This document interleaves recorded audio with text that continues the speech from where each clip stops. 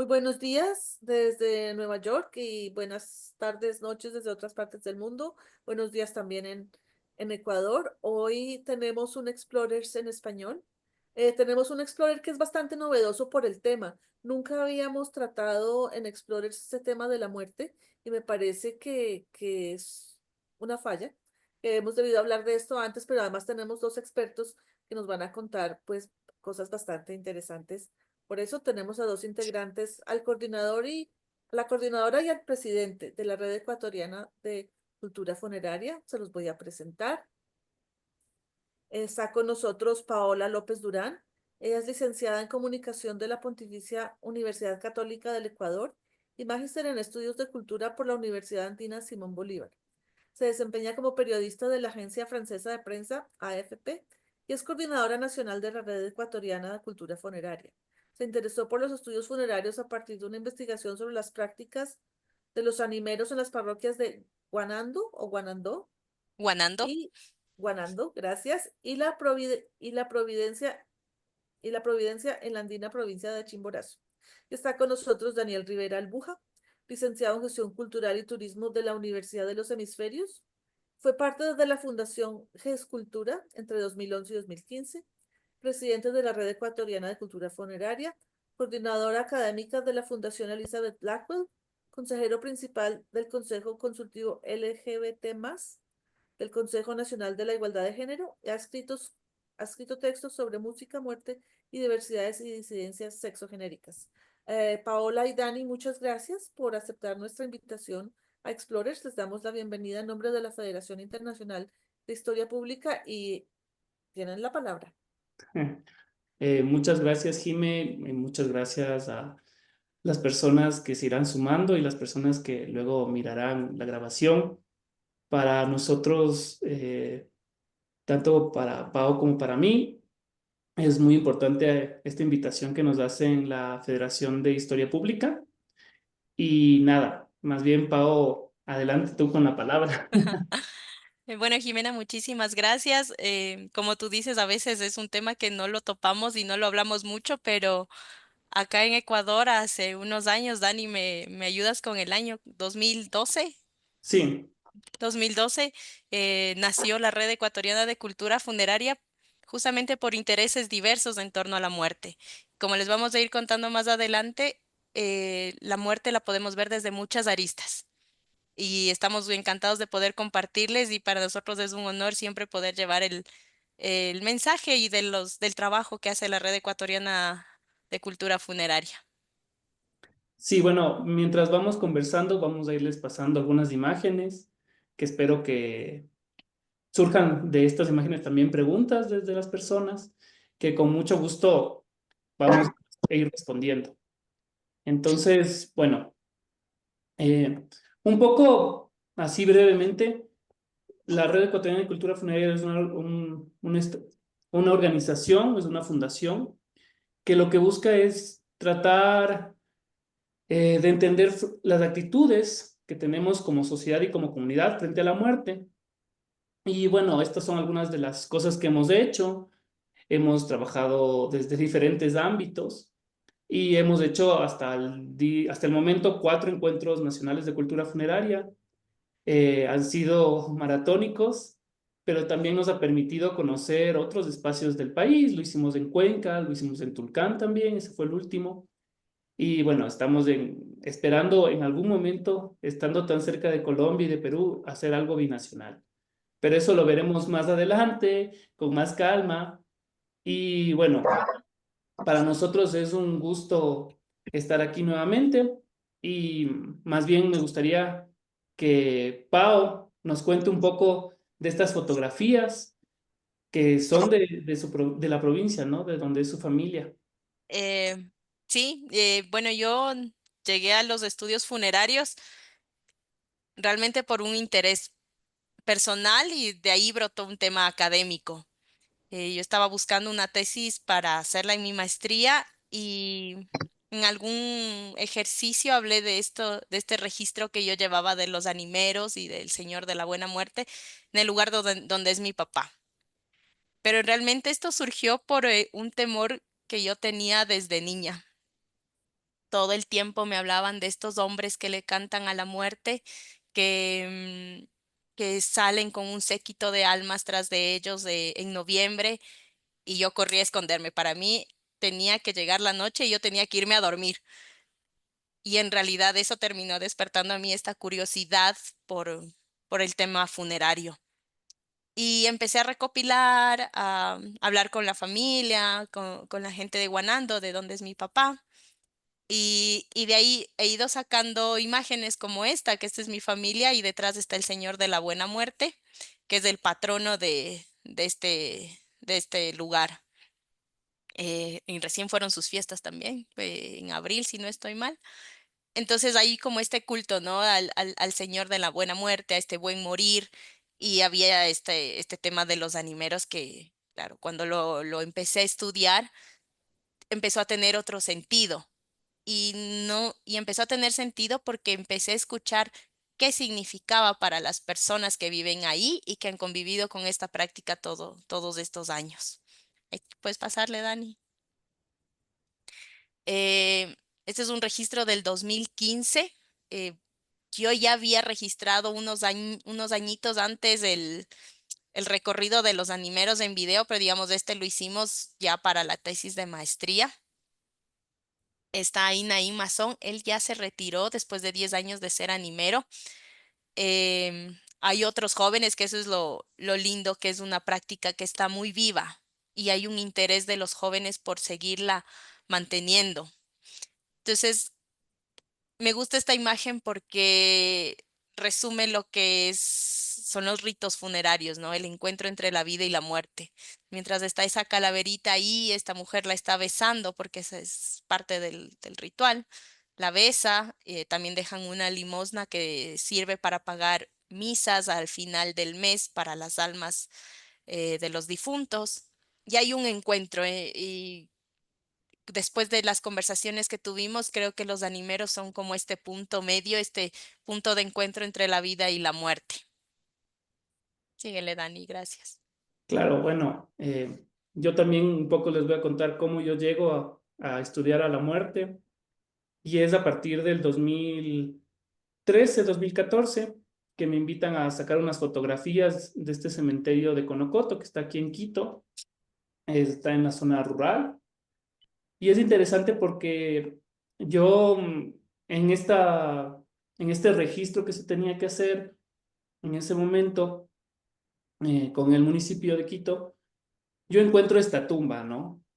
Y me llama la atención porque es una tumba que está pintada, que digamos es interesante.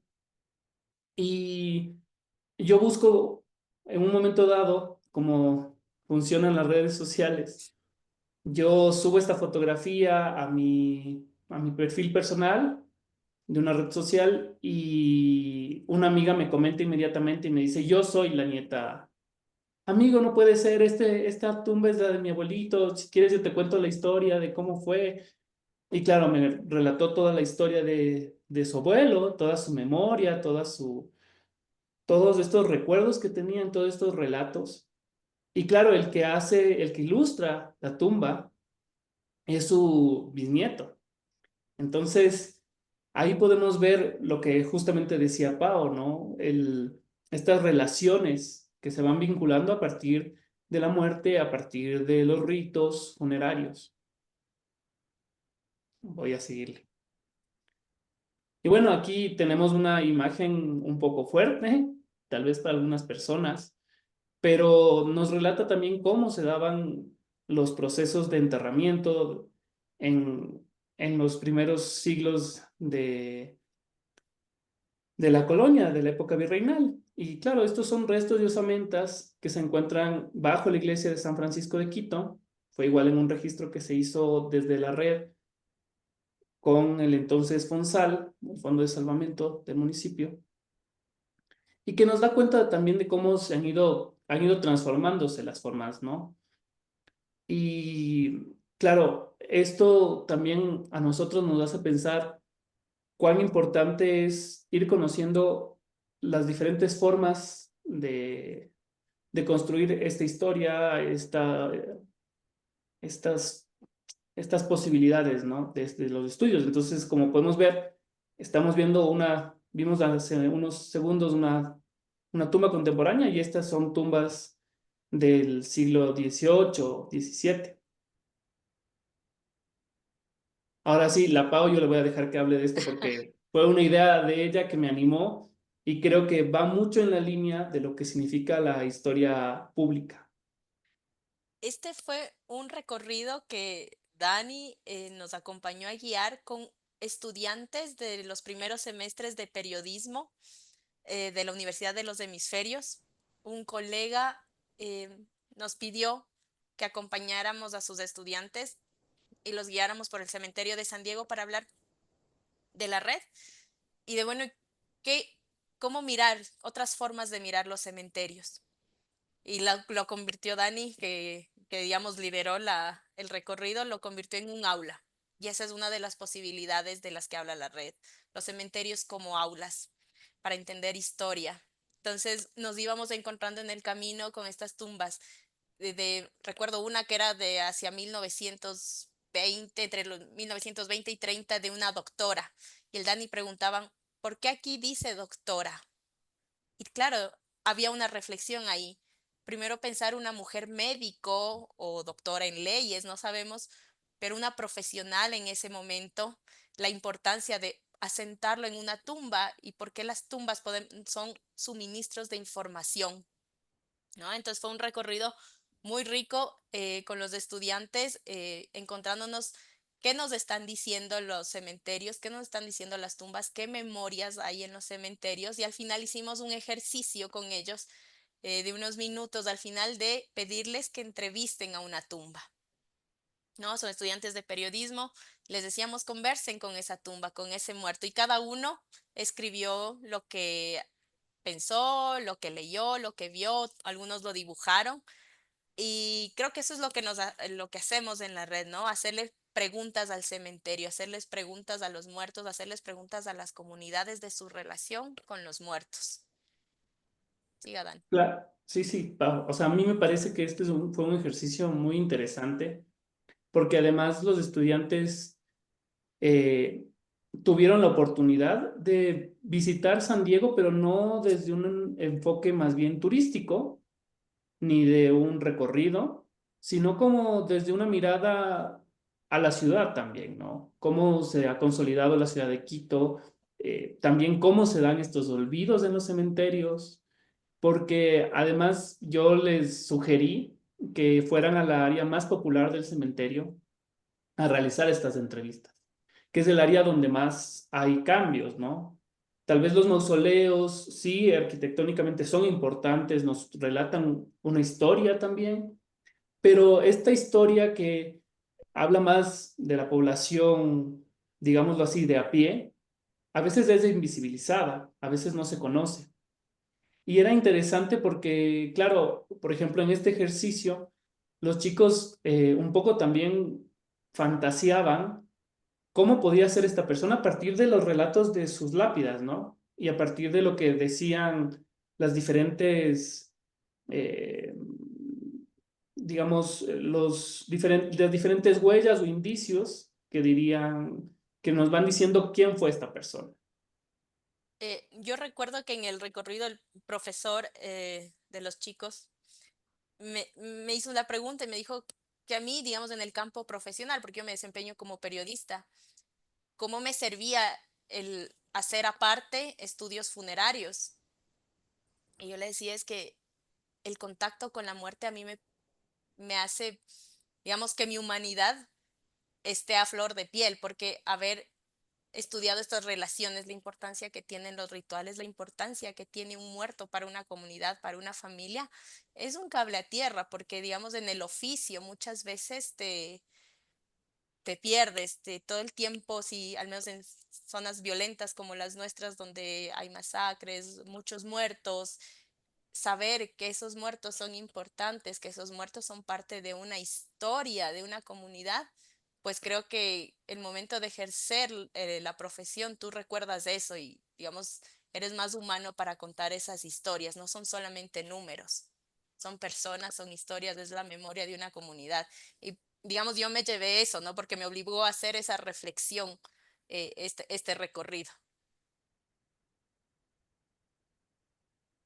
Y bueno, Pau, a mí me gustaría que un poco eh, cuentes esto brevemente, porque claro, lo que dice Pau es esta posibilidad de trabajar con las memorias y en este caso, este ritual que se lleva a cabo en Calderón, que es el de las guanchas, es una práctica ritual que sí tiene un origen ancestral, tiene ciertos parámetros ancestrales, pero también está ubicado en lo contemporáneo, ¿no? Que nos da una idea y nos quita un poco esta idea de que lo ancestral necesariamente es pasado.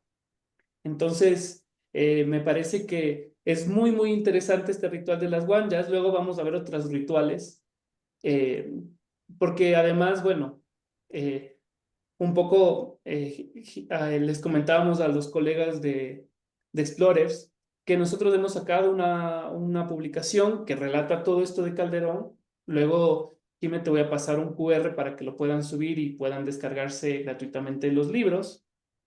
Eh, pero, bueno, Pau, a mí me gustaría más bien que tú lo hables desde tu experiencia. ¿Cómo fue esto de las guanchas? Y llegué a las guanchas justamente por sugerencia de la red. Y fue realmente buscando un reportaje que al final nunca lo hice, pero justo los compañeros de la red me sugirieron ir a ver esto. Fuimos en 2018 para amanecer a inicios de noviembre, ya no recuerdo muy bien la fecha, pero sí, es noviembre, ¿verdad, Dani? Sí. Es noviembre.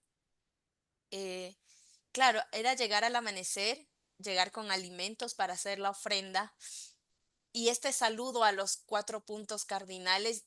Y lo que yo recuerdo de esta práctica es esa importancia de la persona que guiaba el ritual, nos decían, recuerden a sus muertos y nombrarlos, la importancia de nombrar a los muertos, de llamarlos, de mantener el vínculo. Y claro, cuando tú ya lo piensas un poquito más, no es solo en el sentido de piensa en la persona que se te murió, sino es pensar en todo el círculo, todo lo que conectaba eso a las memorias que tienen. Y yo pienso que tiene mucho más significado o para las personas que estaban ahí como en comunidad, que habitan ese lugar en la capilla. Y eso, como dice el Dani, está explicado en el libro que sacó ahora la red, que habla de los rituales, relatos de la historia de estos cementerios. Dani me va a corregir si me equivoco, si no estoy mal, este es el que se funda con un muerto. Sí, este se funda como un muerto. Así es. La importancia de ese muerto creo que nos la puede contar el Dani que hizo el trabajo ahí. Bueno, o sea, no quiero hacerles spoilers del libro, pero sí, en general, muchas veces los cementerios, sobre todo en el caso, voy a hablar desde el caso ecuatoriano, tienen que ver con la ubicación de una persona fallecida para lograr tener ese espacio, ¿no? Este espacio donde pueden realizar sus rituales, donde pueden ir a visitar a sus seres queridos. Entonces, en el caso de la capilla, sí, se funda con un fallecido. eh, y que es Jairo Pilatuña, es hijo de un yachak, de un sabio andino que es Jaime Pilatuña, y él lo entierra ahí, en una pirámide andina, y es el primer muerto de la capilla, entonces alrededor de él se va fundando este cementerio, hay un tema de lucha de tierras, hay incluso balaceras, violencia, y nos da cuenta de que cuán importante puede ser un espacio, digámoslo así, que para mucha gente podría ser como es el espacio de los muertos, pero también es un espacio para los vivos. Y también relata cosas, nos cuenta cuestiones políticas, de resistencia, raciales, de género, como habló hace un ratito Pau con la, con el ejemplo de esta doctora que señalaba que era doctora en una lápida. Pero sí, no quiero hacerles spoilers, más bien sigamos. Esto, Pau, más bien cuéntanos.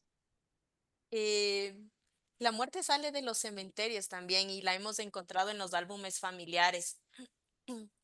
Y a veces cuando pensamos en álbumes que están relacionados con la muerte, pensamos en los angelitos, en estos álbumes de angelitos, de los niños fallecidos, vestidos de angelito, con alas, con su traje blanco, estas fotografías post-mortem que era el único recuerdo que quizá alguien podía tener, que son muy elaborados, fotos de estudio. Aquí en Ecuador hay un ejemplo y hay un estudio sobre eso de Rosa Inés Padilla, es así, Dani, ¿verdad? Sí, de Sí, Rosa Inés. Hay una tesis sobre eso muy bonita que explica, hace un recorrido por un álbum fotográfico de un lojano, si no estoy mal.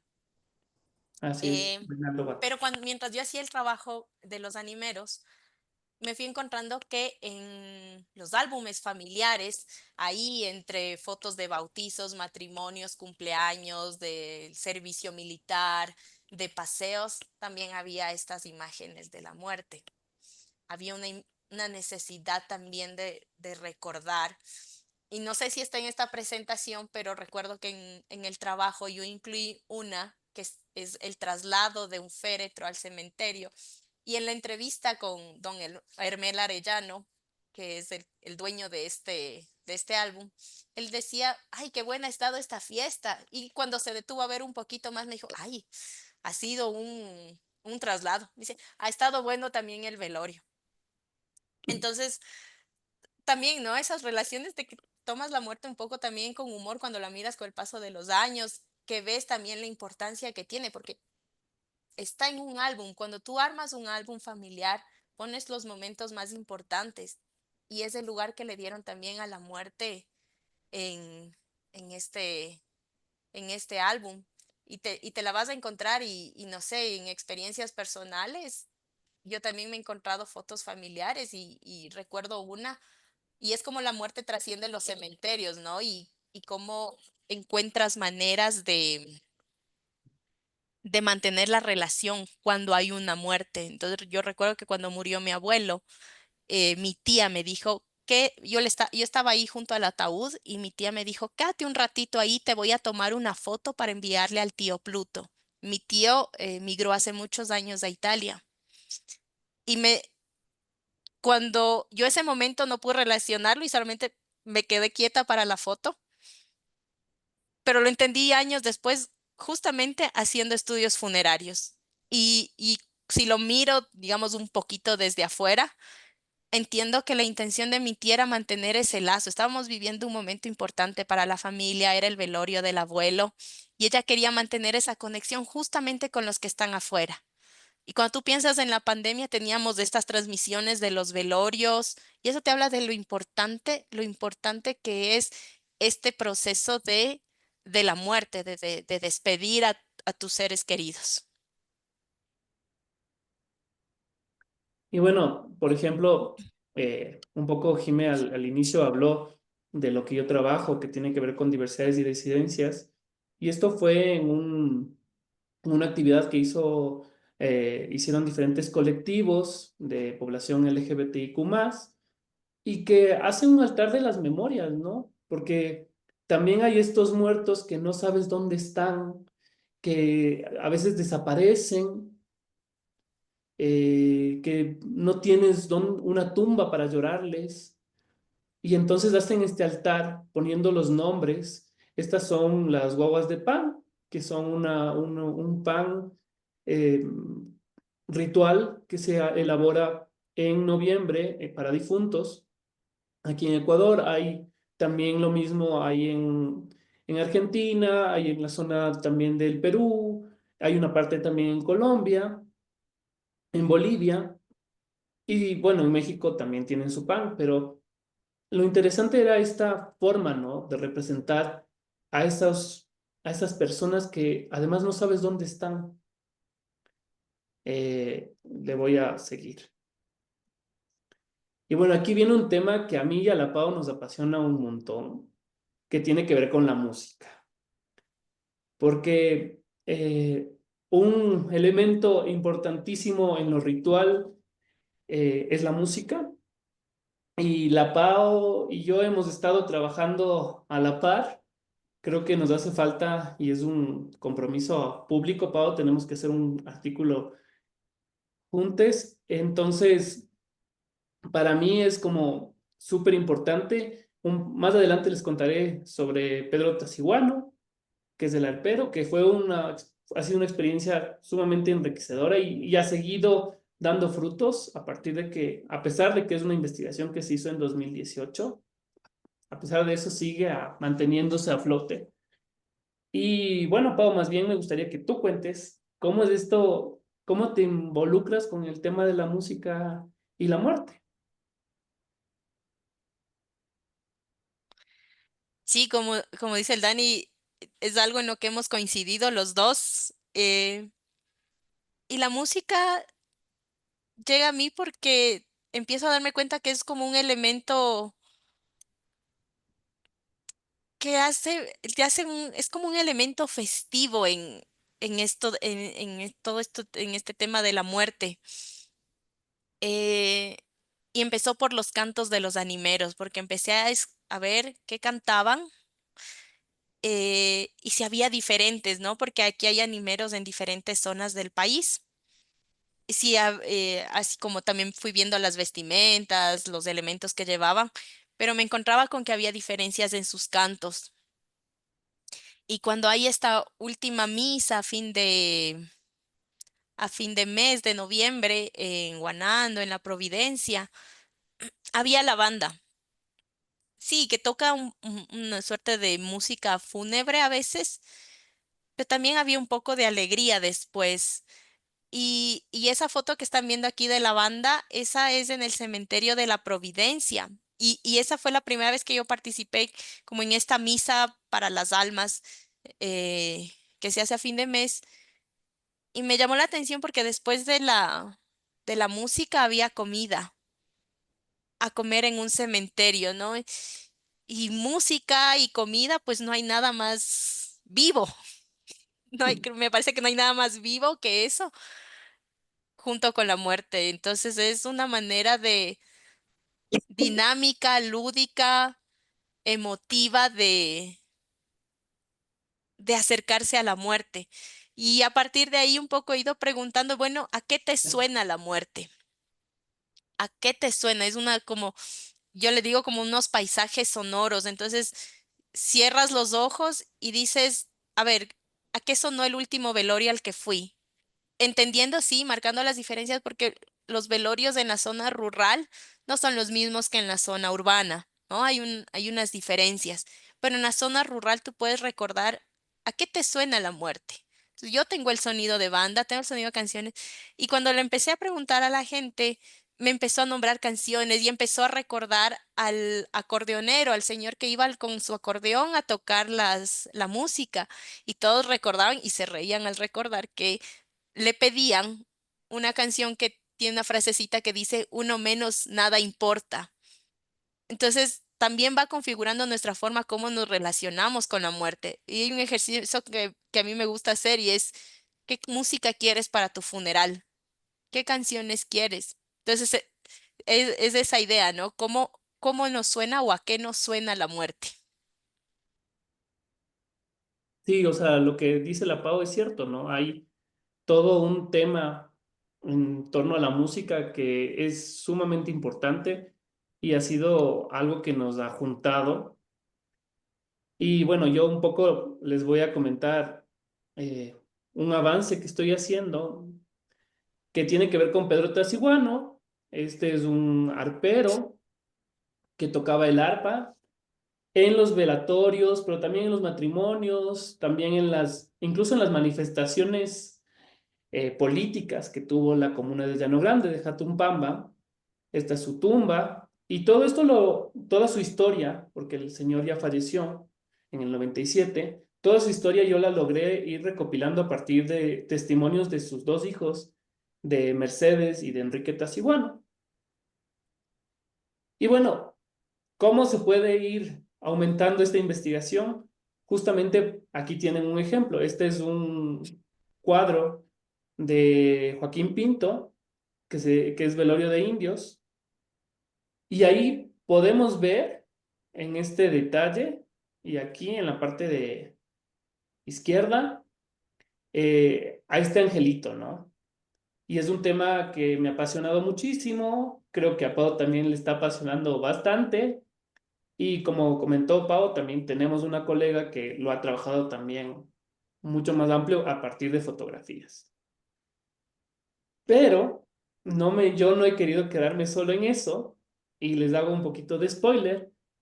Estas son ilustraciones que tiene un libro que se trabajó para infancias de 8 a 12 años y que relata el velatorio del angelito y el tema del tío arpero. Y como pueden ver, es exactamente basado en la fotografía de Pedro Tasiguano.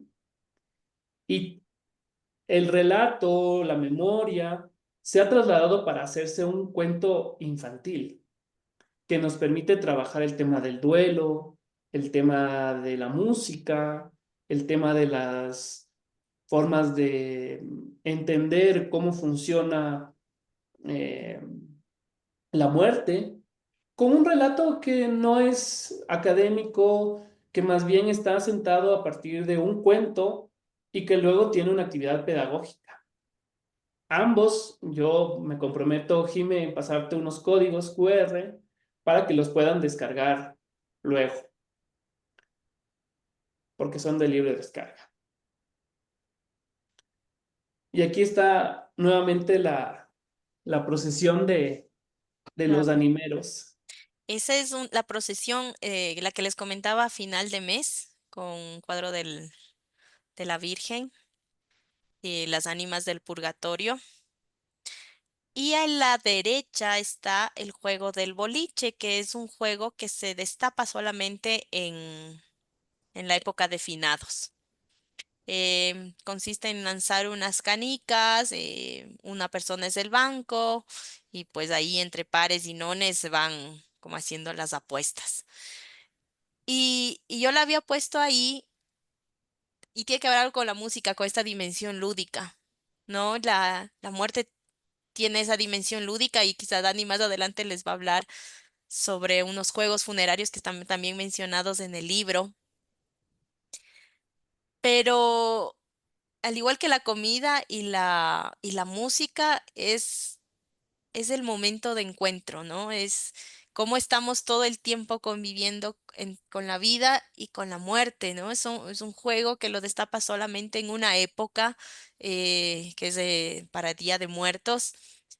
Y la gente suele estar jugando esto mientras espera la llegada del animero, mientras espera encontrarse con ese séquito de almas que viene atrás de este hombre que las saca para que reciban los rezos de la gente. Y, y es eso, es como un punto de encuentro, o sea, la vida y la muerte como en su máxima expresión, me parece, ¿no?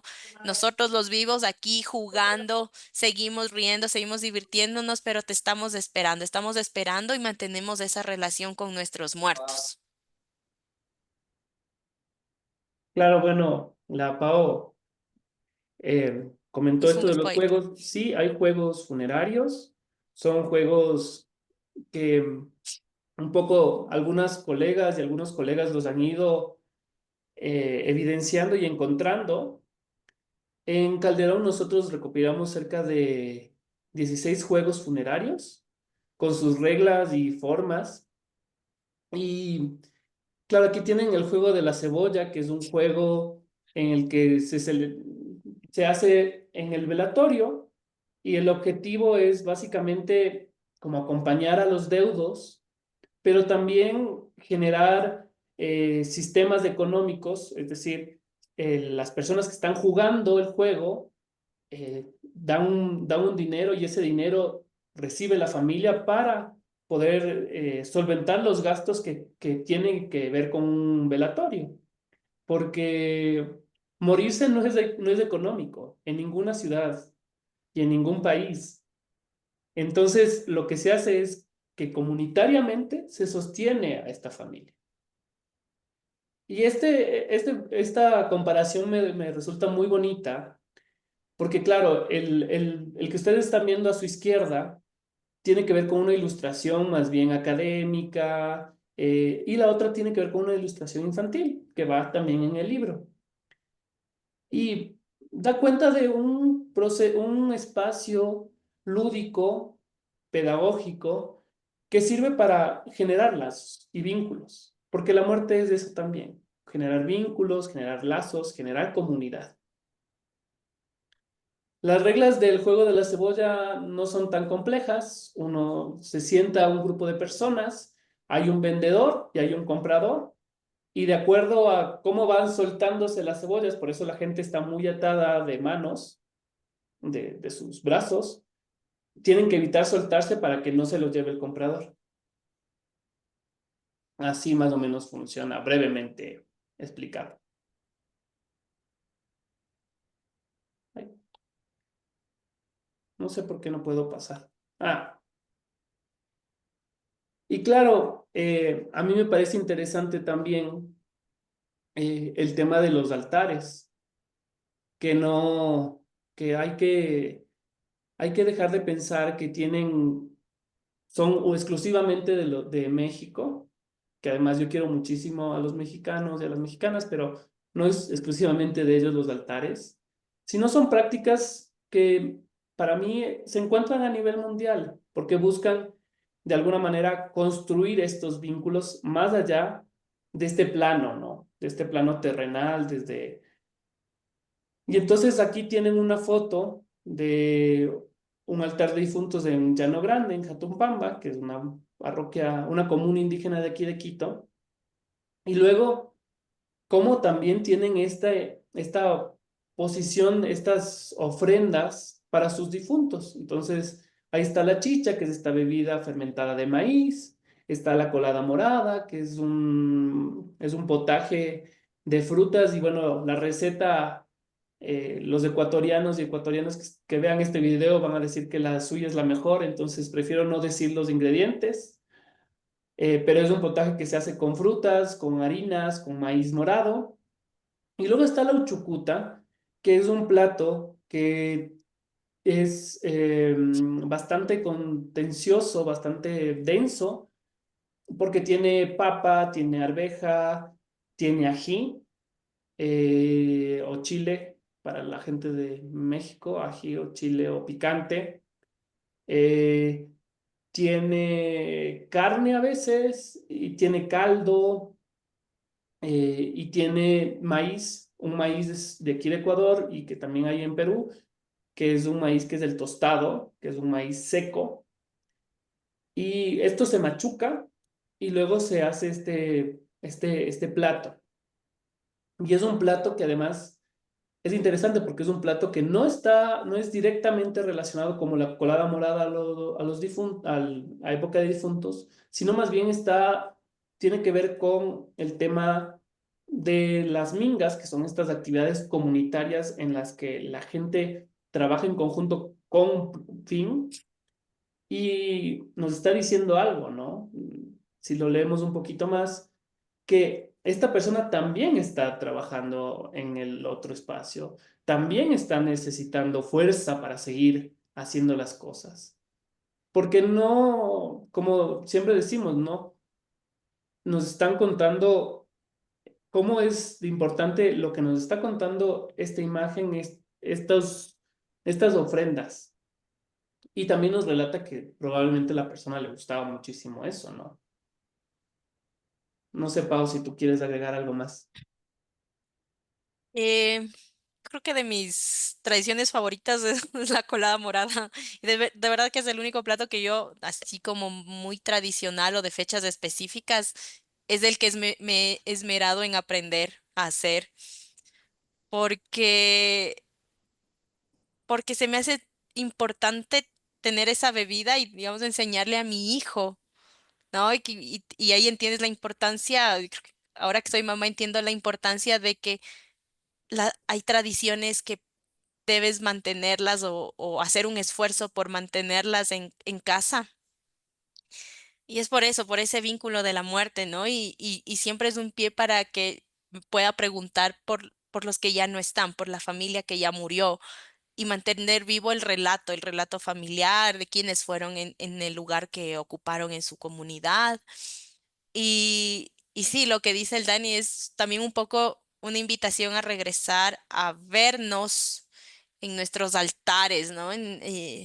Son diferentes, tienen nuestras guaguas de pan, nuestros productos, y ahí estoy viendo una salchipapa, si no estoy mal, Dani. Sí, es una salchipapa que es este plato más contemporáneo, porque realmente lo que tú ubicas ahí es lo que a la persona ¿Te gusta, va? difunta no le gustaba. Es mantener vivos los recuerdos, ¿no? Y mantener una práctica que a ti, digamos que estás vivo, te permite contar tu historia personal. Esa gente que está en ese altar es la historia, también es parte de la historia personal de quien armó el altar. Y como hemos visto ahorita, digamos, hasta ahora, de lo que hemos visto en la presentación y lo que hemos conversado con Dani, creo que hemos visto las aulas, los cementerios como aulas, hemos visto la muerte desde la gastronomía, desde la música, desde los juegos, desde lo lúdico. Eh, a mí siempre me llama la atención cuando conocí a los compañeros de la red, la parte pedagógica que la trabaja Natalia Rivadeneira. Ella trabaja desde la parte pedagógica porque es maestro y a mí nunca se me hubiera ocurrido que hay también una pedagogía en el tema funerario. Entonces la muerte, creo que hasta ahora hemos ido viendo todas estas posibilidades que nos da para estudiarla.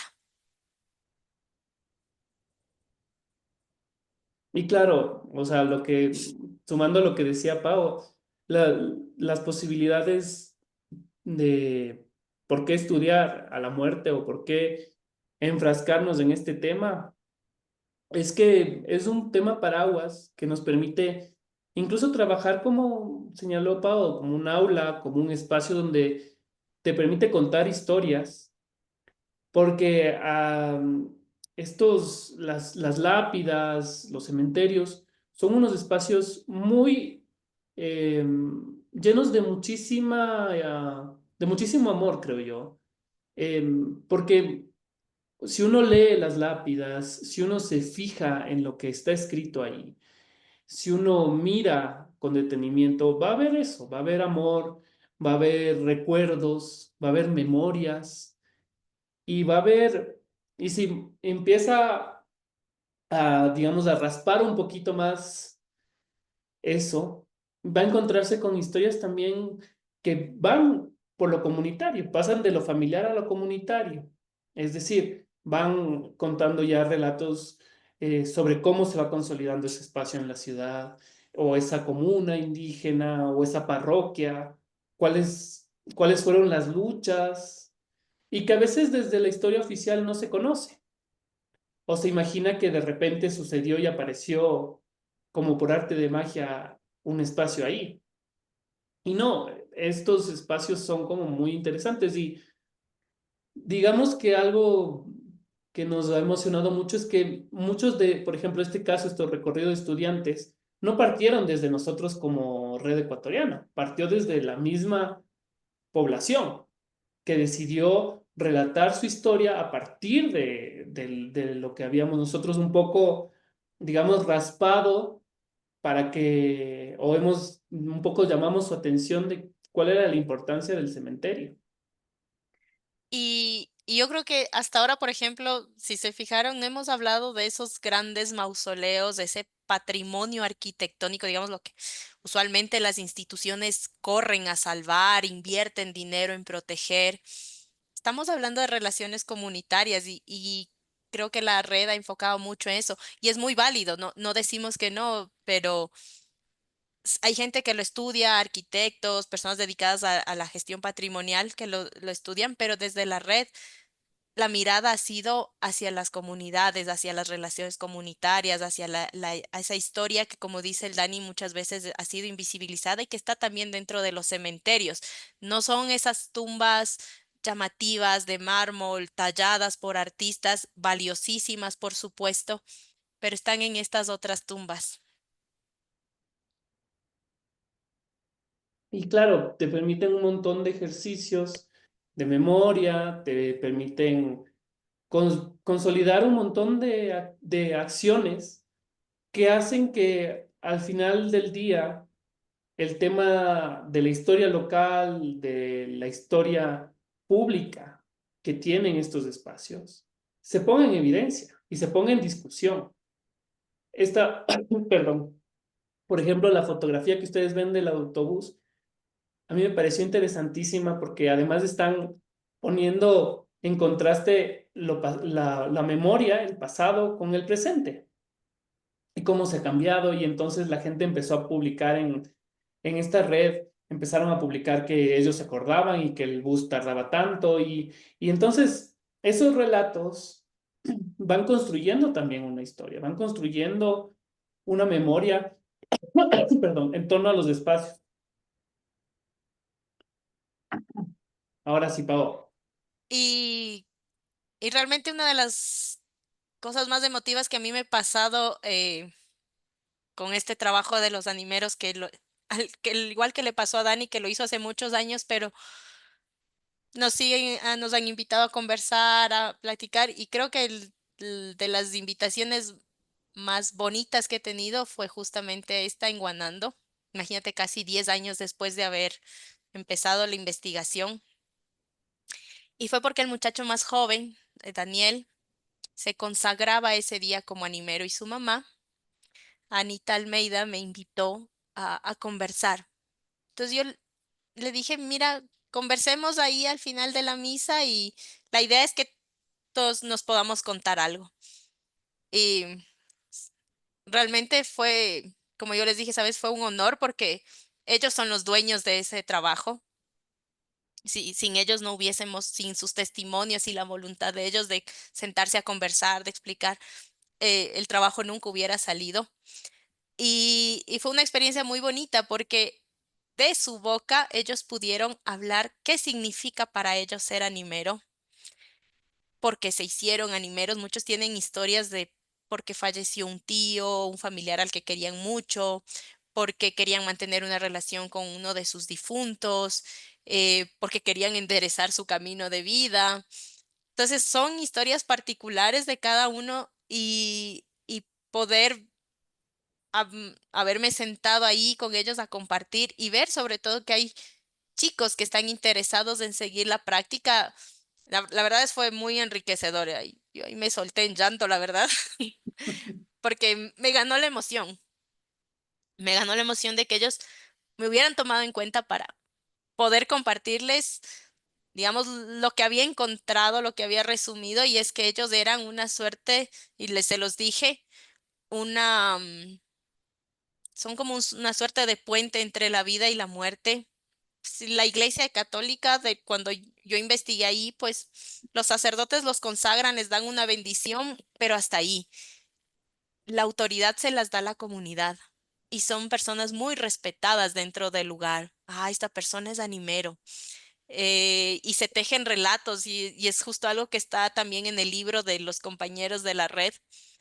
Y es que estos relatos dan sentidos, les dan sentido de comunidad, de pertenencia, de respeto. A veces hay una moraleja, hay una suerte, como decíamos, de una pedagogía, ¿no? De irte orientando a qué debería ser una buena vida o por qué, por ejemplo, había un relato de uno de ellos en que unos borrachitos lo quisieron asustar y el animero simplemente pasó sin mirarlo y después de esta persona la encontraron muerta. Entonces, no, como hay que respetarlos, son personas importantes dentro de este lugar.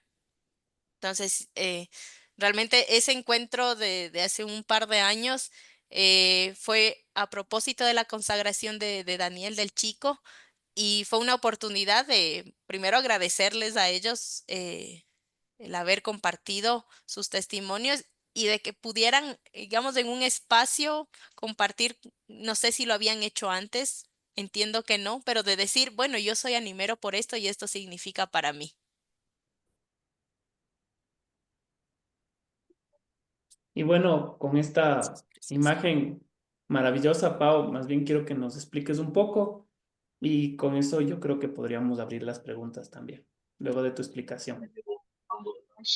Es, esas son las calaveritas que llevan los animeros en Guanando y La Providencia. Son calaveritas de familiares.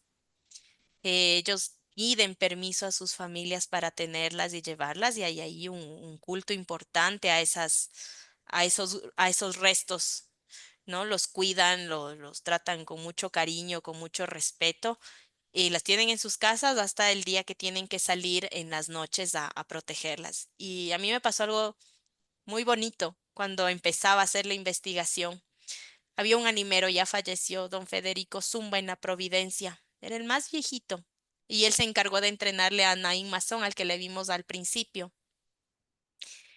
Y yo llegué para hacer el trabajo, y lo encontramos en el cementerio, vestido de animero y con otros dos animeros, y él estaba devolviéndole la calavera a su papá, porque había soñado a su papá que le pedía que le devuelva. Y él hizo un funeral, guió el funeral de la calavera de su padre, en un gesto muy bonito, y le lloraba y le decía: yo que tantos años he caminado con esta calavera, ahora me pides que la devuelva. Y se la devolvía, ¿no? En ese gesto de amor, porque le vio a su padre pidiéndosela. Entonces, habla un poco de esa relación tan íntima, tan amorosa, tan respetuosa que ellos tienen con la muerte. Creo que con eso que dijiste, Pau, resumiste muchísimo de la conversación. Jime, más bien estamos a tus órdenes. Bueno, pues muchísimas gracias. Esto para mí ha sido como, wow, me parece un trabajo impresionante, los felicito, súper interesante. Pero antes yo tengo muchas preguntas, pero no quisiera tomarme la palabra. Yo quisiera saber si alguien del público tiene preguntas. A veces las personas del público prefieren escribir sus preguntas por el chat. Si así lo desean, pueden escribirlas en el chat y yo las leo, o simplemente abrir el micrófono y, y, y empezar. Eh, yo tengo, pues como te dije, yo tengo varios. Quiero empezar por una muy sencilla. Es que el logo de la red ecuatoriana es un colibrí. Eh, ¿Por qué el colibrí? ¿Qué tiene que ver el colibrí con la muerte? Tengo más, ¿se las hago de una vez o espero a que vayan contestando? Yo creo que si quieres te respondo esa, Vale. porque, a ver, voy a poner desde el inicio para que se pueda ver el logo, porque claro, hubo gente que se sumó un poco más. Sí, ahí está. A ver, el logo de la red lo hizo un artista ecuatoriano que es Paolo Urgilés, una persona que además hace diseños de portadas de discos de rock y de metal. Entonces, la idea cuando lo pensamos es ubicar una posibilidad, porque claro, el colibrí, el quinde, eh, tiene esta relación, lo que decía Pau, ¿no? Este puente entre la vida y la muerte. Y además el Ecuador es uno de los países que tiene una gran variedad de colibríes de diferentes tamaños y demás. Y esa fue como la decisión, fue como mostrarnos como un equipo de diferentes especialistas y diversas, que buscaba esta conexión entre la vida y la muerte, lo comunitario y lo personal, y la posibilidad de estar continuamente. Ya ves que el colibrí siempre está moviéndose de un lado a otro, ¿no? Y creo que la red lo hace. O sea, no se queda nunca quieta. A pesar de todo lo que puede pasar, seguimos moviéndonos y tenemos una necesidad de curiosidad y de investigar súper, súper fuerte. Gracias, Dani. A mí, una de las cosas que más me llamó la atención es cómo, cómo la red, bueno, y para una persona nueva en el tema, es cómo la muerte no es el fin, no es el fin de nada, sino que es parte de la vida y de los recuerdos y de la memoria, y eso me parece como muy, muy interesante porque no me acuerdo si Paola o tú mencionaban al principio que muchas veces la muerte es considerada como algo trágico, como algo, como que ya, la muerte y ahí acaba todo. Y me parece muy interesante pues saber que no y todos los rituales que hay alrededor y todo. Entonces, gracias por eso.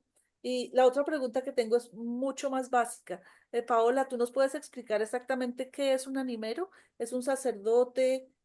¿Cómo se convierte en animero? O sea, ¿quiénes son esas personas? Los animeros son personas como tú o como yo. Son hombres que deciden servirles a las almas. Ellos se definen a sí mismos como unos servidores de las almas, es decir, abogan para que los vivos recen por las almas de sus muertos y de las almas que están en el purgatorio. Em, Ellos reciben, no son sacerdotes, ellos reciben una bendición en las zonas donde yo hice el estudio, ellos reciben la bendición de un sacerdote y también en Puéllaro. Una vez estuve en Puéllaro también y reciben una bendición. Es como un agradecimiento por ocuparse de que las almas reciban rezos para que puedan alcanzar, digamos, el cielo o la paz en la muerte. Entonces ellos, una vez que uno decide ser animero, solamente hay hombres, una vez que uno decide ser animero, pues suelen buscar al más anciano o alguien que ya lleve muchos años, entonces les enseña el canto, les enseña lo que deben llevar, también como que les guía un poco ahí cómo debe ser su vida muy recta, muy apegada también a la religión católica, son hombres de mucha fe. Y es más bien una decisión personal de ellos de servirles a las almas de cada 2 de noviembre, o empieza en la primera semana de noviembre, en algunos lugares la última de octubre, un poco hay una variación ahí de fechas, pero ya la práctica es en sí que ellos llegan al cementerio, cantan, hacen un canto que es como para despertar a las almas, les dicen, recordad, almas dormidas de ese profundo sueño, rezarás un Padre Nuestro y un Ave María por las benditas almas del Santo Purgatorio y por amor a Dios. Entonces, ese es su canto, eso lo cantan en el centro, en las esquinas del cementerio y después en cada esquina del lugar que van a recorrer. Y las personas los esperan para besar a la calavera y entregan una limosna con la que se paga esta última misa. Gracias, Paola. Hay una pregunta de Colombia, de mi amiga y colega Ana María Medina. Saludos desde Colombia, con mucho interés en el tema. Muchas gracias por tan interesante exposición. Pregunta, ¿en sus trabajos hay rituales o formas para eliminar o evitar la contaminación simbólica que puede generar la muerte? Entre tarde, no sé si lo comentaron. Sí, bueno, no sé, Pau, si tú conoces alguno, pero bueno, justamente en el libro que ya te voy a pasar para que puedas compartirse el código QR, eh, ahí se relata que, por ejemplo, una de las prácticas que se hace y se continúa haciendo en algunos espacios es el lavar, por ejemplo, lavar al difunto con diferentes hierbas dulces, hierba luisa, cedrón, manzanilla, Santa María. Yo estoy mencionando algunas que conozco. Y luego de lavarlo y lavar su ropa, también se lava la casa. Es decir, se barre la casa y se va, una vez que ya el difunto ha sido trasladado, se le va limpiando también la casa para de alguna manera, como señalaba la colega de Colombia, un poco sacar a la muerte de ese espacio. Em, Creo que también ese sería como un ritual así específico. Otro ritual es, por ejemplo, el mismo de los angelitos. Tiene que ver con hacer que en un momento dado del ritual, los padres tienen que bailar una danza, tienen que bailar acompañados de la música y la familia también tiene que bailar, no en un sentido de alegría, sino como una alegría llorando, porque lo que buscas es un poco también pasar de este estado de soledad, de tristeza, a un estado más comunitario y de... Eh, Sí, en Pau. este de los angelitos que planteaba Dani cuando el último trabajo que yo hice en las entrevistas decían es que había que zapatear para que el alma se vaya, para que suba y se vaya alegre. El niño es un angelito, no tiene pecados, esa alma tiene que irse con mucha alegría. Entonces a veces a los papás les piden no llorar, y hay que bailar, hay que comer y yo recuerdo, y eso lo contaba mi papá, mis tíos también me lo habían contado. Dice que cuando les invitaban a un velorio de un niño, dice, era una fiesta, era ir a comer montones de cosas. Entonces, lo que dice el Dani, ¿no? Es esa intención de que el niño se vaya con alegría y no con dolor de este mundo. Ajá. Hay otra pregunta de una persona que aparece como secretaria o secretaría, no sé. Em, Quería preguntarles cuál es la importancia de pensar las actitudes ante la muerte en la actualidad. ¿Cómo puede contribuir a fortalecer lazos comunitarios o generar espacios para pensar la vida en tiempos de las personas que vivimos siempre ocupadas? Pau, más bien, si tú quieres responder y yo complemento. Bueno, yo creo que a veces evitamos pensar en la muerte porque inevitablemente es un shock, ¿no? La muerte de alguien, de un ser querido, es un impacto. Y a veces evitamos pensarla, pero yo creo que más bien hay una invitación a pensarla desde otras aristas como lo ha hecho la red. Y como nos ha pasado, por ejemplo, ahora hay un libro y con esto de los lazos comunitarios. Fue muy bonito porque en la presentación del libro estuvo la comunidad y eso ya empieza a fortalecer, ver que lo que tú haces está en un libro, está plasmado o te sirvió para reunirte y conversar con los vecinos que quizás no veías en mucho tiempo, que no habías tenido tiempo para conversar, por ejemplo, en los grupos focales que creo que en algún momento también hicieron.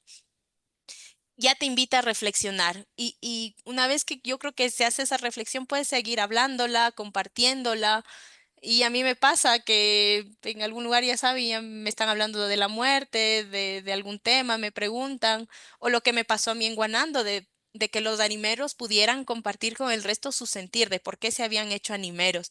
Y yo he visto en Guanando, por ejemplo, em, en un grupo que tienen de una asamblea general de guanandeños, cuando ya se empieza a acercar finados, ellos mismos se animan, ¿no? Va a estar el animero, vengan, y empiezan a surgir ahí ya como relaciones de démosle más importancia a esto. La muerte también nos está invitando a reunirnos. Eh, Tenemos otra pregunta de Alexandra Sánchez. ¿Cómo se puede difundir estas tradiciones funerarias?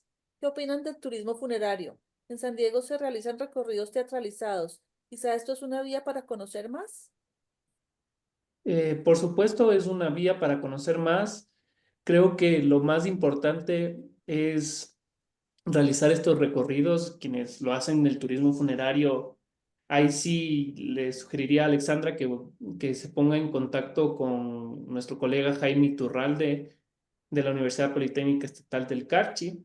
Él tiene algunos textos que hablan sobre el turismo funerario, pero creo que lo importante ahí es, sí, es una forma de difusión, eh, es una forma de también generar estos relatos en torno a una historia, pero creo que lo fundamental en estos casos, cuando uno hace estos recorridos teatralizados, es mantener un respeto absoluto por quienes están ahí en estado yacente, ¿no? Estos seres que son seres queridos de alguien, y que en algún punto todos vamos a estar en ese espacio. O sea, y creo que en general yo entiendo y he visto que los recorridos que se hacen, en este caso que ella menciona en San Diego, mantienen ese respeto, pero sí es importante señalarlo.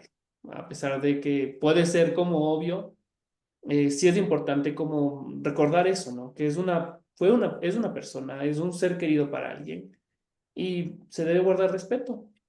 La difusión mediante esa forma está muy bien. Yo tengo dos preguntas más, Dani. Una pregunta tiene que ver precisamente con la inquietud de Alexandra. ¿Qué riesgos creen ustedes que existe precisamente en promover este tipo de turismo funerario? ¿Existen riesgos? Porque estaba pensando, pues, como les digo, yo no soy experta en el tema, pero estaba pensando en el cementerio de la Recoleta en Buenos Aires, donde uno paga la entrada y hace un recorrido, y a veces eso se puede convertir en un turismo que no sea muy respetuoso. Entonces, quería preguntarles eso.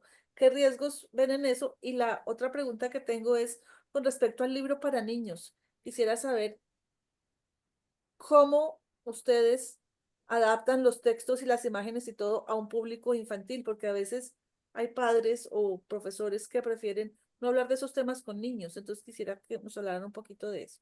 Pero bueno, por la primera y invito a las personas a seguir haciendo preguntas también.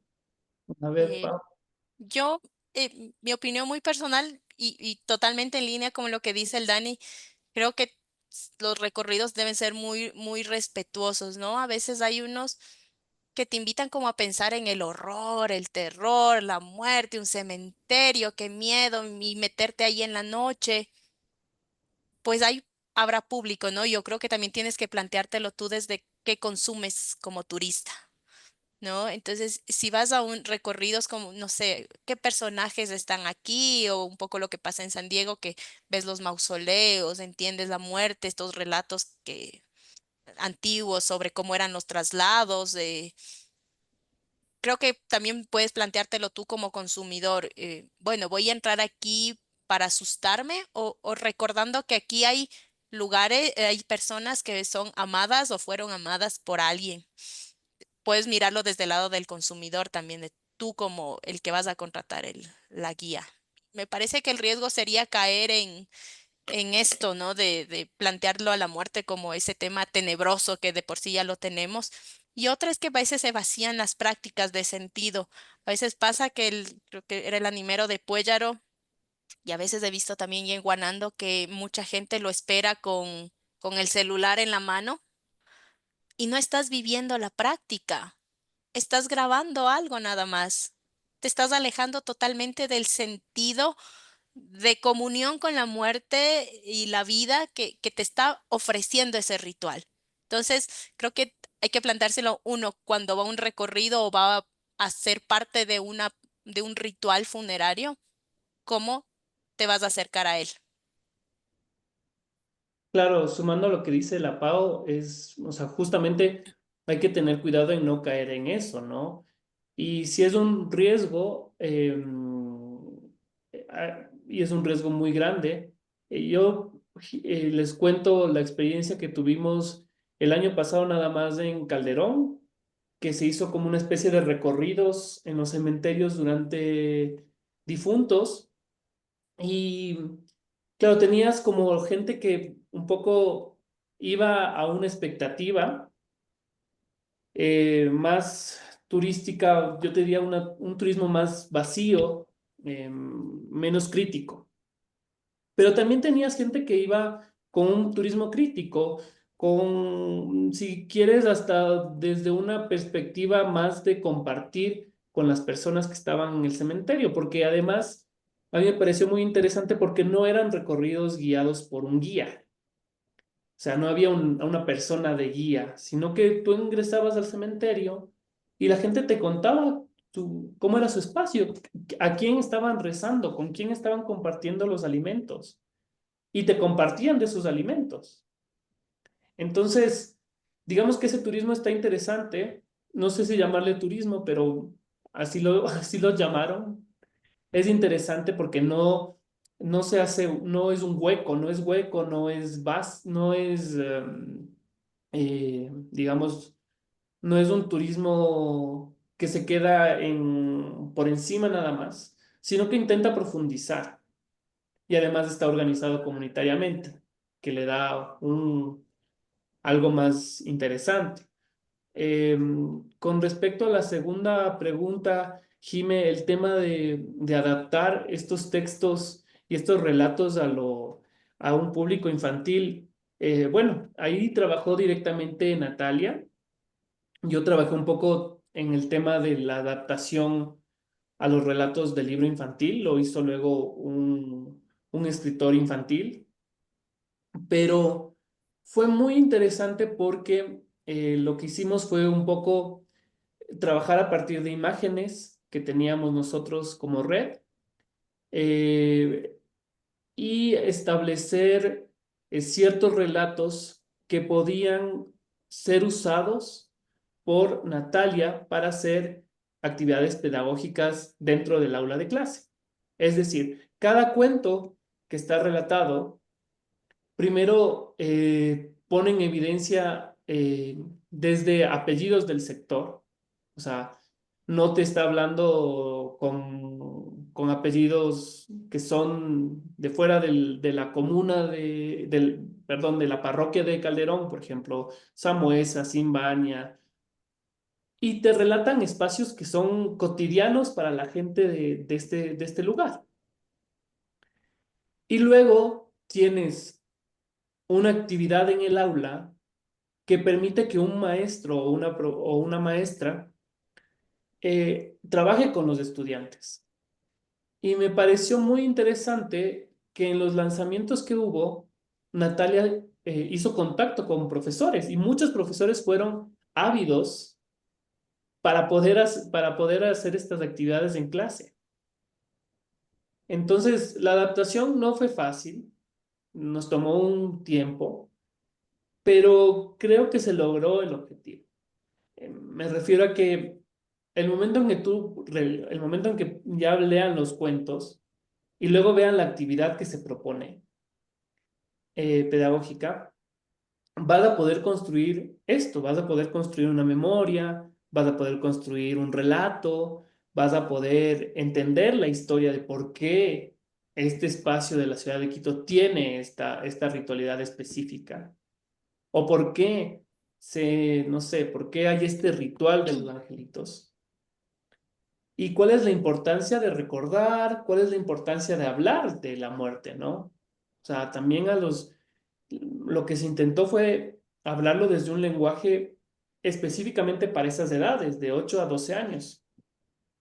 Entonces, eso, no sé, Pau, tú más bien como tu experiencia de mamá. Justo te iba a decir, te voy a hablar desde mi experiencia con mamá y la muerte es una de esas preguntas difíciles que te hacen los niños. Y sí está bueno tener como algo que te permita explicarles. Y sobre todo porque en los cuentos del libro te hablan de tradiciones, relaciones, comunidad. Digamos que es una forma de explicarle la muerte en colectivo a un niño, ¿no? No es, en algún momento tendrás que decirle que sí, que la muerte duele. eh, y el momento que los niños, y me pasó a mí, que mi guagua tomó conciencia de que un momento él se iba a morir o yo me podía morir, es un momento difícil, de shock. Pero podérselos explicar que la muerte, a pesar de que te puede causar pena, también hay una actividad que es colectiva, que es de en familia, en comunidad, que te sostiene. Y yo creo que esa es la riqueza de los libros. Y también es una invitación, creo yo, para papás, maestros, de perderle el miedo y de podernos hablar de la muerte. Y ahí sí, como hacían la pregunta hace un momento, ¿no? Reflexionar sobre ella y, y en qué más impactan en nosotros. ¿Hay más preguntas del público? Porque yo tengo más. Tengo otra pregunta. Em, me llama la atención si ustedes tienen, no si ustedes tienen relaciones con personas de la iglesia, con sacerdotes, así, pero ¿cómo manejan como ese límite con la religión y los rituales? ¿Cómo, cómo, abordan eso? Em, en mi caso, en el trabajo que yo hice, incluí la voz de ellos, una entrevista válido incluir la voz y lo que ellos opinaban y cómo la visión que ellos tenían de los sacerdotes. Mm, Creo que fue como manejé la relación. De ahí el resto fue más bien qué sentían los animeros y cómo se veían ellos a sí mismos y cómo lo veían la comunidad. Bueno, ahí, Jime, yo te diré que en el caso de Quito, la relación que nosotros como investigadores de la muerte y del tema funerario con la iglesia tenemos que tener muy buena relación porque en general los cementerios en Quito, me refiero, no hay un cementerio público, o son privados, o son comunitarios, o son de la iglesia. Y la iglesia, desde el tema histórico, es quien guarda muchísimos libros de muertos, ya hablando desde lo archivístico, ¿no? Entonces, en general, la relación que mantenemos con la Iglesia católica, sobre todo, es bastante cercana, cordial, respetuosa, por supuesto. Al principio, cuando íbamos las primeras veces a investigar, justamente para el libro de Calderón, que en su primer capítulo tiene muchísimo de temas de archivo, eh, no entendían por qué nuestro interés en ver los libros de muertos. Pero en estos libros lo que te permite es estudiar, por ejemplo, el tema de étnico, el tema de género, el tema incluso de enfermedades, dónde están enterrados. Entonces, yo creo que, como nos decían en alguna comuna, nosotros con la iglesia no tenemos problema. Si viene el sacerdote a darnos la bendición a la persona fallecida, buenísimo. Y si no viene, nos bendice el yacha. Pero no hay un enfrentamiento, ¿no? O sea, hay como, digamos que es bastante ecuménico. Así, perdón por sonar tan teórico, pero digamos que intentamos ser lo más cordiales y respetuosos, ¿no? Porque al fin de cuentas, la iglesia católica en el país es la mayoritaria, pero en general nosotros respetamos mucho, ¿no? Y, y creo que ellos también han entendido que no somos un grupo académico que busca como aterrorizar o el morbo, sino que lo que buscamos es como construir un relato, una historia. Entonces, igual en el libro está la voz de los sacerdotes, tanto de los sacerdotes de los siglos del 19 y 18, como de los sacerdotes contemporáneos, que te hablan de cómo está dándose la ritualidad, porque son quienes también son quienes despiden al difunto, quienes bendicen el ataúd. Hay dos preguntas en el chat.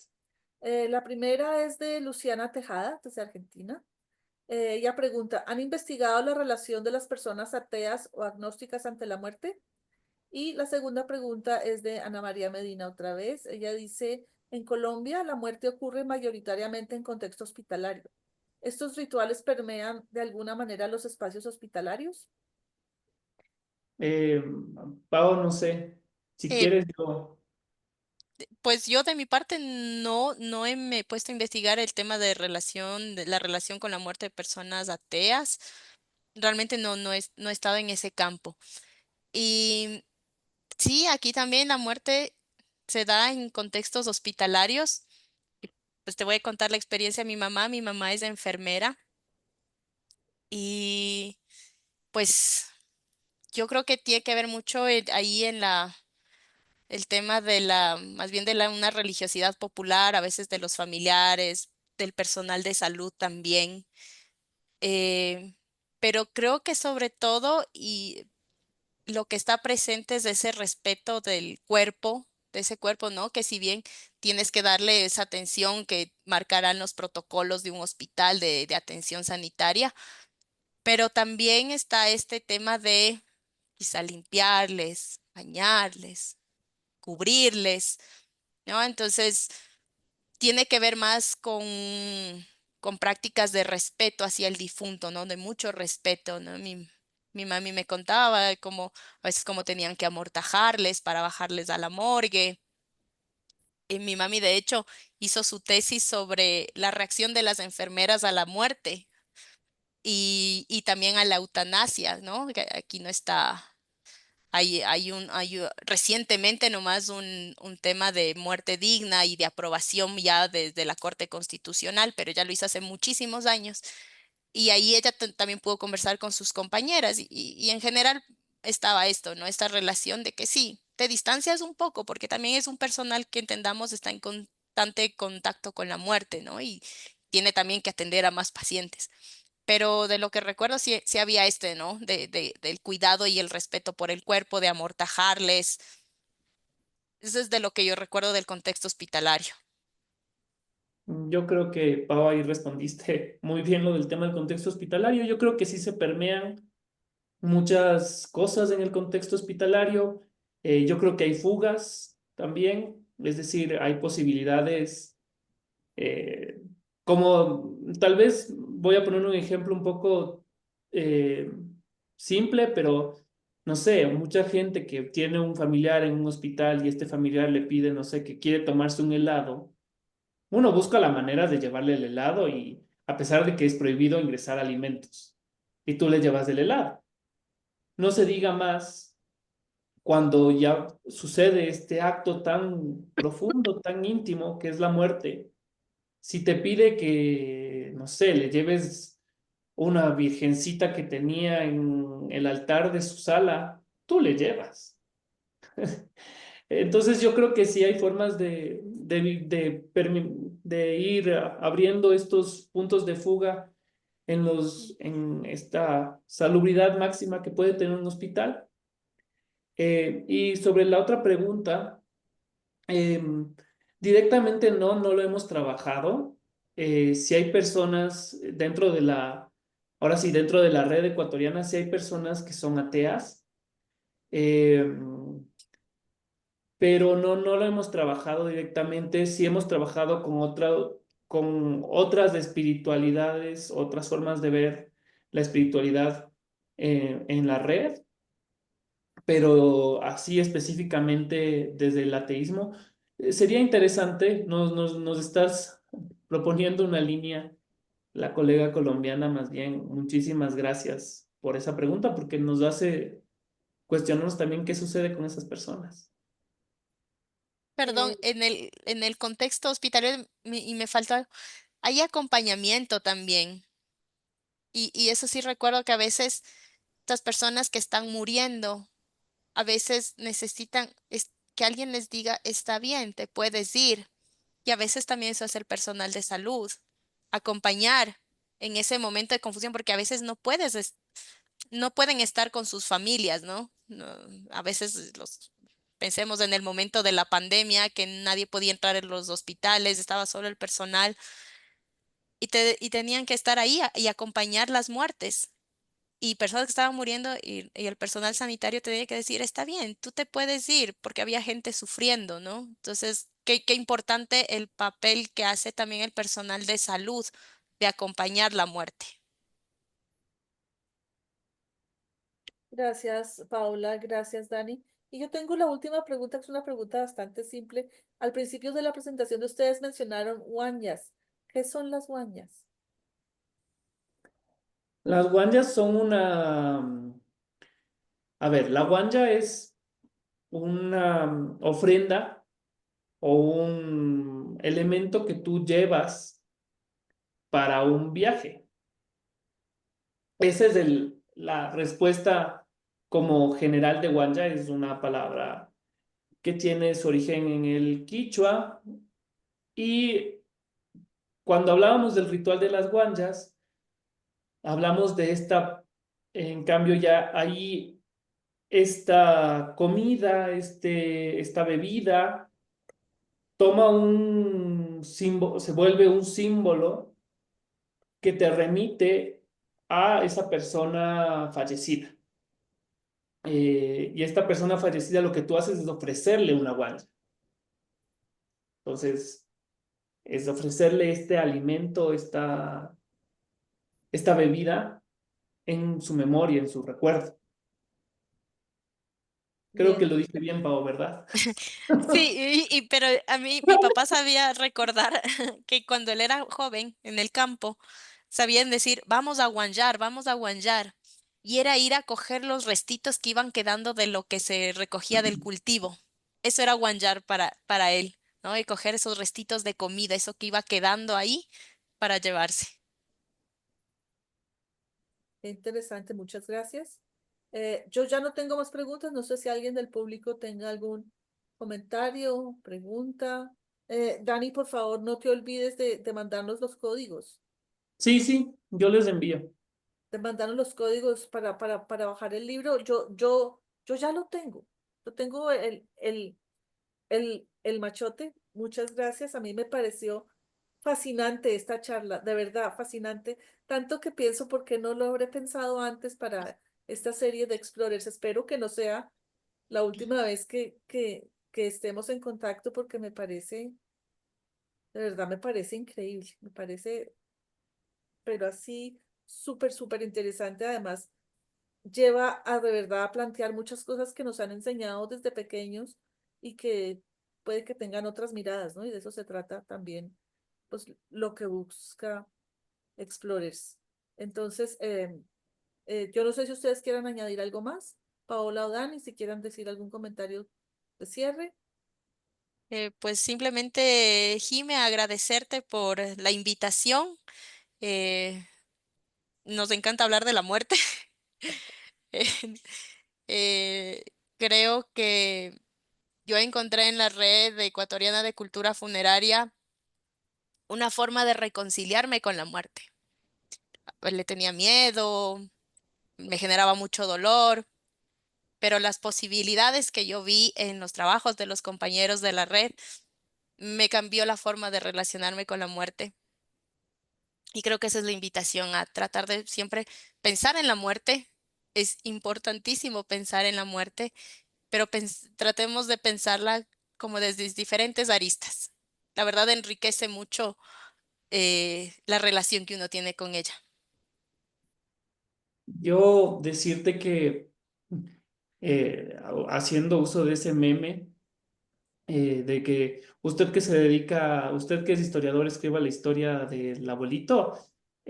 Cuando, no sé si a la Pau le pasa, pero bueno, yo hace 2 años fallecieron mi abuela y mi tía abuela, y al que le mandaron a hacer todos los trámites y llamar a la funeraria, porque además por suerte, algo que no pasa mucho, fallecieron en la casa, eh, tuvieron ese privilegio. eh, Le dijeron como usted que estudia la muerte, hágase cargo. Así fue.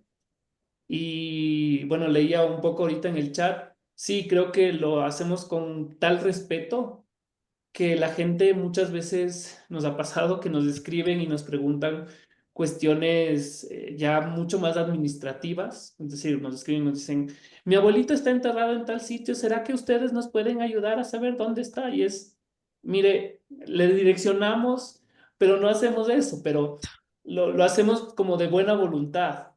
Y como decía Pau, creo que es importante hablar del tema porque nos hace que nos asentemos en el presente, nos hace pensarnos también finitos, es decir, que en cualquier momento ya no estaremos aquí y que debemos hacer todo lo posible por hacer bien las cosas y hacer bien a las personas.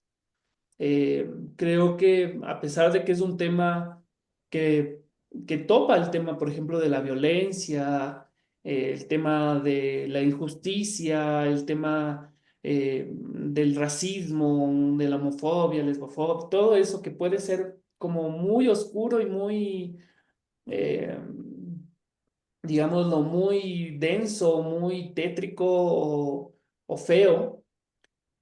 La muerte te da esta posibilidad de mirarlo mucho más profundo y entender cuál es la importancia de, por ejemplo, las memorias, las resistencias, el que una persona se le respete tal y como es, el respeto, O sea, eso. Y más bien me sumo a las palabras de Pau. Muchas gracias, Jime. Ha sido para nosotros muy interesante igual esta conversación. Con mucho gusto, las veces que tú nos quieras invitar, estaremos. Tal vez nosotros dos ya no, porque ya estamos, sino que sean otros colegas, porque con mucho gusto, por ejemplo, el tema pedagógico te lo puede hablar mucho más claro Natalia, que es una experta en el tema, y otros colegas que también lo trabajan. Entonces, más bien, muchas gracias y ha sido un gusto compartir también con la gente que nos estuvo escuchando. Les agradecemos un montón, vemos que son de diferentes partes y para nosotros también es una alegría eso. Bueno, pues Paola y Dani, de verdad, muchas gracias. En nombre de la Federación Internacional de Historia Pública les queremos dar las gracias. Estoy segura que este video va a tener muchísimas reproducciones y sí, creo que sí estaremos en contacto porque hay muchas cosas que a mí, por ejemplo, me quedan todavía sonando y en las que quisiera profundizar más. También quisiera agradecer al público y a las preguntas que hicieron y espero, recuerden que Explorers es un espacio abierto para quien quiera compartir su investigación, conocimientos, libros, etcétera. Y muchas gracias. Hasta luego. Gracias. Gracias, Jime.